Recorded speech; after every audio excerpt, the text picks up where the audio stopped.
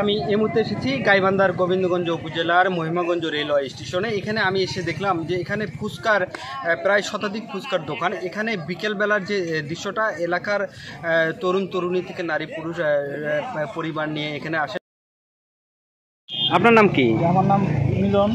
আপনার বাড়ি এখানে আমাদের বাবনগরা গ্রামে। এই যে মহিমাগঞ্জ স্টেশনের পাশেই আমি দেখতেছি যে একটা, আপনার প্রতিষ্ঠানের নাম কি? আমার প্রতিষ্ঠানের নাম হাওয়া দেখি বাতাস খাই ফুচকা ক্যাফে। আপনারা আসবেন, অনেক সুস্বাদু মসমসের সুস্বাদু দেবো আপনাদের। মানে হাওয়া বাতাস খেয়ে আপনি ফুচকা খাওয়াবেন নাকি? হ্যাঁ, আচ্ছা। এই যে আপনি দেখতেছি যে ফুচকা এটা বানাচ্ছেন, এটার কত প্রাইস? একটা প্লেট হচ্ছে 50 টাকা, হাফ নিলে 30 টাকা। আসলে অনেক সুস্বাদু হবে, তাই না? এই যে আপনি এই যে ইয়েগুলো, আপনি এই প্রোডাক্টগুলো কোথা থেকে নিয়ে আসেন? এই আপনার যেগুলো ইন্ডিয়ান প্রোডাক্ট। আসলে এগুলো কি বলে? এটার নাম কি? এটা হচ্ছে ফুচকা। আপনারা দেখতে পাচ্ছেন, এটার নাম কি? এটা হচ্ছে ফুচকা। অনেক সুন্দর এবং সুস্বাদু, খেতে অনেক মজা। এই যে আপনি এই যে আমি দেখতেছি এখানে দোকান, এখানে আপনার দিনে কীরকম?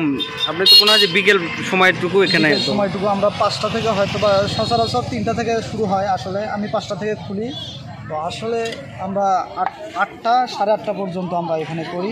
আসলে সেখানে দৈনিক হয়তো বা অনেক সুন্দর বিক্রি হয়, মানুষজনের সমাগম বেশি হয়। তো আপনার প্রতিদিনে কত ইনকাম বলতে যে আমরা হয়তো বা প্রতিদিন দৈনন্দিন হচ্ছে 1500-2000 টাকার মতন বিক্রি হয়। 1500-2000 না? 2000 টাকা বিক্রি হয় আসলে। আর বিশেষ দিনগুলোতে একটু বেশি হয়, যেরকম শুক্রবার, বিশেষ ছুটিগুলো, সরকারি ছুটিতে এরকম হলে আরও সুন্দর বিক্রি।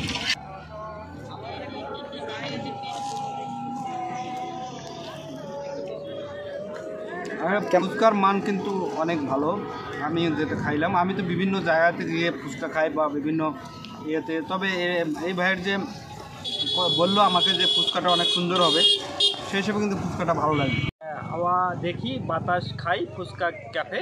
এখানে কিন্তু আমি এসে যেটা দেখলাম, তার যে ফুচকার যে মান, এটা কিন্তু অনেকগুলি ভালো, এবং আমি নিজেও কিন্তু খাইলাম। এই ছিল গাইবান্ধার মহিমাগঞ্জ রেলওয়ে স্টেশন থেকে সর্বশেষ। ধন্যবাদ।